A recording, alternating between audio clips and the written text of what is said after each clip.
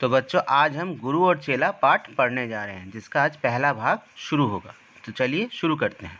तो बच्चों आज पाठ 12 गुरु और चेला हम शुरू कर रहे हैं, जिसका आज पहला भाग पढ़ाया जाएगा। सब इसी पाठ को ध्यान से सुने और समझने की कोशिश करें। गुरु एक थे और था एक चेला, चले घूमने पास में था न ढेला। चले चलते चलते मिली एक नगरी, चमाचम थी सड़कें चमाचम थी डगरी। तो एक गुरु और एक चेला था और उनके पास कोई धेला ना, कोई पैसा नहीं था, कोई रुपया नहीं था। चलते चलते उनको एक नगरी मिली, एक शहर मिला, जिसकी सड़कें बहुत ही चमाचम मतलब सुंदर थी और डगर भी बहुत अच्छी थी, पथ भी बहुत अच्छा था, रास्ता भी बहुत अच्छा था। मिली एक ग्वालिन धरे शीश गगरी, गुरु ने कहा तेज ग्वालिन न भगरी।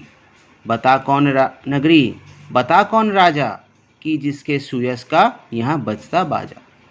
तो तभी गुरु को एक ग्वालिन मिली। ग्वालिन मतलब ये एक औरत मिली, जिसके शीश पर, जिसके सिर पर एक गगरी थी, एक कलशी थी, मटका था एक। गुरु ने कहा तेज ग्वालिन न भगरी। तो गुरु को देखकर ग्वालिन बहुत तेज तेज चलने लगी। बता कौन नगरी, बता कौन राजा, यहाँ की इस नगरी का नाम क्या है और यहाँ का राजा कौन है। इस नगर का नाम क्या है और यहाँ का राजा कौन है। कि जिसके सुयश का यहाँ बजता बाजा। तो जिसके सुयश मतलब जिसके अच्छे प्रसिद्धि, जिसका नाम यहाँ पर बहुत होता है, सभी जिसको हमेशा याद करते हैं, कौन है वो। कहा बढ़ के ग्वालिन ने महाराज पंडित, पधारे भले हो यहाँ आज पंडित। यह अंधेर नगरी है अनभुज राजा, टके शेर भाजी टके शेर खाजा। तो ग्वालिन ने कहा गुरु से कि आप यहाँ पर आए हैं, बहुत अच्छा हुआ है। यह एक अंधेर नगरी है, इसका नाम है अंधेर नगरी, और यहाँ के राजा अनभुज है। अनभुज राजा मतलब जिसके दिमाग में ज़्यादा बुद्धि नहीं है। टके शेर भाजी टके शेर खाजा, 1 रुपए की भाजी और 1 रुपए का मिठाई यहाँ पे बिकता है। खाजा मतलब मिठाई और भाजी मतलब तरकारी, सब्जी। गुरु ने कहा जान देना नहीं है, मुसीबत मुझे मोल लेना नहीं है। न जाने की अंधेर हो कौन क्षण में, यहाँ ठीक रहना समझता न मन में। तो गुरु ने कहा कि यहाँ पर अपने आप अपनी जान देनी नहीं है, अपने मुसीबत मोल लेनी नहीं है, परेशानी मोल अपने ऊपर लेनी नहीं है। न जाने कौन समय में अंधेर हो जाए, क्या बिगड़ जाए, क्या कुछ खराबी आ जाए और जान चली जाए, इसलिए यहाँ पर रहना ठीक नहीं लगता है। गुरु ने कहा किंतु चेला न माना, गुरु को विवश हो पड़ा लौट जाना। गुरु जी गए रह गया किंतु चेला, यही सोचता हूँगा मोटा अकेला। तो गुरु ने तो ऐसा सोचा कि यहाँ पर रहना ठीक नहीं है, परंतु चेला नहीं माना। चेला नहीं माना और गुरु को विवश होकर लौट जाना पड़ा। विवश मतलब मजबूर होकर गुरु चला गया वापस अपने जगह। गुरु जी चले गए किंतु चेला रह गया वहाँ पर। यही सोचता हूँगा मोटा अकेला, और वो यही सोच रहा था कि यहाँ पर खा खा कर, क्योंकि बहुत सस्ता है सब कुछ, भाजी भी सस्ती है, खाजा भी सस्ता है, मिठाई भी सस्ती है, तो सब सस्ता है, 1 रुपए का बिकता है सब कुछ। तो इसलिए मैं खा खा कर क्या हो जाऊंगा, मोटा बन जाऊंगा। चला हाट को देखने आज चेला, तो देखा वहाँ पर अजब रेल पेला। टके शेर हल्दी टके शेर जीरा, टके शेर ककड़ी टके शेर खीरा। तो उस दिन उसके मन में इच्छा हुई कि चलो हाट देखते हैं, जहाँ पे बाज़ार बैठता है, सब अपनी चीज़ों को लेकर बेचते हैं, चलो देखा जाए। तो वो हाट देखने के लिए गया, हाट बाज़ार। तो देखा वहाँ पर अजब रेल पेला, माने अजब ही सब चल रहा है, अजब ही काम हो रहा है, अजीब अजीब चीज़ें हो रही हैं। क्या हो रहा है, टके शेर हल्दी 1 रुपए की हल्दी, टके शेर जीरा 1 रुपए की जीरा, टके शेर ककड़ी और टके शेर खीरा, और 1 रुपए की ककड़ी और 1 रुपए की खीरा बिक रही है। देखो ये रहा, सब बेच रहे हैं यहाँ पर और चेला देख रहा है। टके सेर मिलती थी रबड़ी मलाई, बहुत रोज उसने मलाई उड़ाई। सुनो और आगे का फिर हाल ताजा, थी अंधेर नगरी, था अनबुझ राजा। तो टके सेर 1 रुपए की रबड़ी मिलती थी। रबड़ी मतलब एक प्रकार की मिठाई। बहुत रोज उसने मलाई उड़ाई, और बहुत रोज तक उसने मलाई भी खाई, बहुत सस्ते में, 1 रुपए में। और आगे का हाल फिर सुनाई दे रहा है अभी कि यहाँ का राजा अनबुझ क्यों था।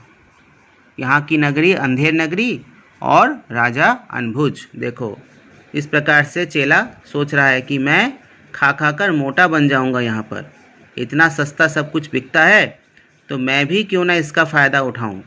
और इस प्रकार से चेला वहाँ पर रह गया और गुरु चला गया, परंतु चेला रह गया और वो खाता गया, खाता गया, खाता गया। बरसता था पानी, चमकती थी बिजली, थी बरसात आई, दमकती थी बिजली। गरजते थे बादल, झमकती थी बिजली, थी बरसात गहरी, धमकती थी बिजली। तो एक समय ऐसा आया कि बहुत तेज़ बारिश हुई, बहुत तेज़ बिजली कड़की। बिजली कड़क रही थी, दमक रही थी, झमक रही थी, और गरजते थे बादल, और बारिश भी हो रही थी। बहुत तेज़ बारिश होने लगी। ये देखो बहुत तेज़ बारिश होने लगी। गिरी राज्य की एक दीवार भारी, जहाँ राजा पहुँचे तुरंत ले सवारी। झपट संतरी को डपट कर बुलाया, गिरी क्यों यह दीवार, किसने गिराया। तो एक दीवार जो है, राज्य की एक दीवार उस बारिश के पानी में ढह गई, गिर गई। और जब जैसे ही गिरी उस राज्य की दीवार, तो राजा तुरंत अपनी सवारी लेकर वहाँ पर पहुँच गए उसी वक्त। और झपट कर संतरी को डपट कर बुलाया, जल्दी से संतरी को डांट करके बुलाया। संतरी मतलब मंत्री को, मंत्री मतलब वहाँ का जो पहरेदार जो निगरानी करता है उसको बुलाया। गिरी क्यों यह दीवार, कैसे गिर गई ये दीवार और किसने इसे गिराया।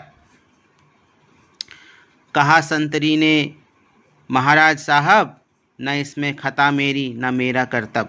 यह दीवार कमज़ोर पहले बनी थी, इसी से गिरी, यह न तो मोटी घनी थी। तो संतरी ने राजा से बोला कि महाराज इसमें मेरी कोई खता, मेरी कोई गलती नहीं है, मेरा कोई कसूर नहीं है इसमें। यह दीवार पहले से ही तो कमज़ोर थी, यह दीवार जो थी वो पहले से ही कमज़ोर थी, तो इसीलिए दीवार गिर गई बारिश के पानी में। और ये मोटी भी नहीं थी कि टिक जाती, रह जाती। तो इस प्रकार से संतरी महाराज को अपनी बात कह रहा है। देखो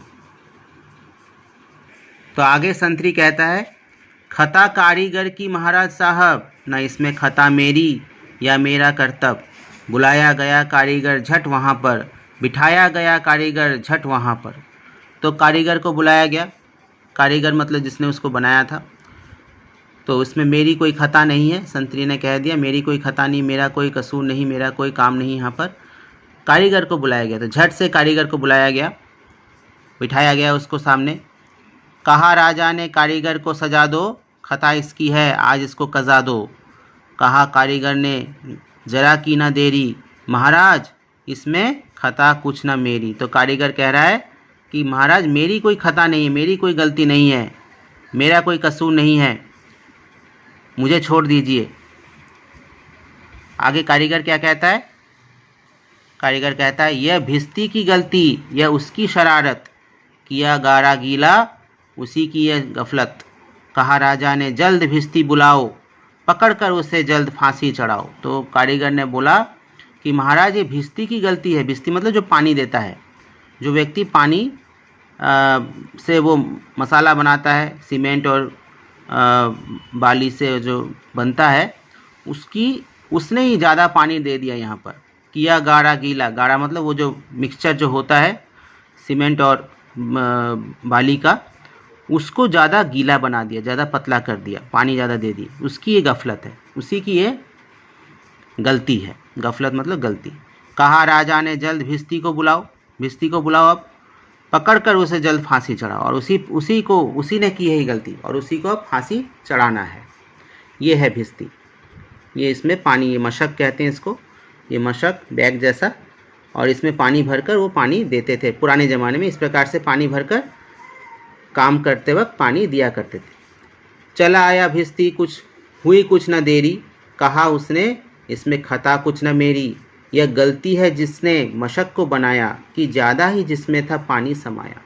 तो उसने कहा कि महाराज मेरी इसमें कोई गलती नहीं है, ये तो मशक की गलती है। और मशक मतलब जिसने मशक को बनाया, जिसने इस बैग को तैयार किया। मशक ये चमड़े का बैग होता था, तो मशक को जिसने बनाया उसकी गलती है कि इसको ज़्यादा बड़ा कर दिया, ज़्यादा ही जिसमें पानी समाया। तो इसमें पानी बहुत ज़्यादा समाता था, बहुत ज़्यादा आता था।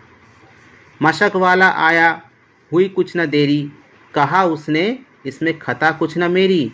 यह मंत्री की गलती है मंत्री की गफलत, उन्हीं की शरारत उन्हीं की है हिकमत। तो मशक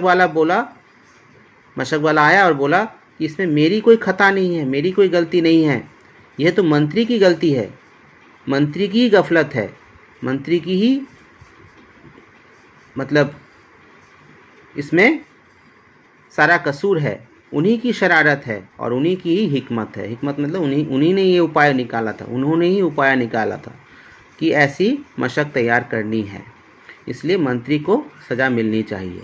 तो यहाँ पर अभी तक हमने देखा कि राजा ने सबसे पहले संतरी को पूछा, फिर संतरी ने किससे कहा, कारीगर के बारे में बताया। कारीगर ने अब मशक वाले को कहा मशक वाले की गलती है, तो मशक वाला ने अब कहा मंत्री की गलती है। तो इसके बारे में हम लोग अगले दिन जब इसका दूसरा भाग पढ़ेंगे तब आगे का हाल समझने की कोशिश करेंगे। तो बच्चों इस कविता को अच्छी तरह से पढ़िए और याद भी कीजिए, ठीक है बच्चों। और इसमें जो कठिन शब्द है वो मैं भी आप लोगों को देने जा रहा हूँ, उनका अर्थ आप लोग अपनी कॉपियों में लिखेंगे, ठीक है बच्चों। तो आप लोग अपनी कॉपी और पेन लेकर तैयार रहिए। तो बच्चों सबसे पहले आप लोग शब्दार्थ को लिखिए। पहला है नगरी, डगरी, फिर शीश, फिर अनभुज, फिर छन, अजब, झपट, डपट, खता, करतब, सजा, गफलत। दूसरा प्रश्न है गुरु और चेला कौन से नगर में पधारे थे। तीसरा प्रश्न है इस नगर का राजा कैसा था। चौथा प्रश्न है इस नगर की विशेष बात क्या थी।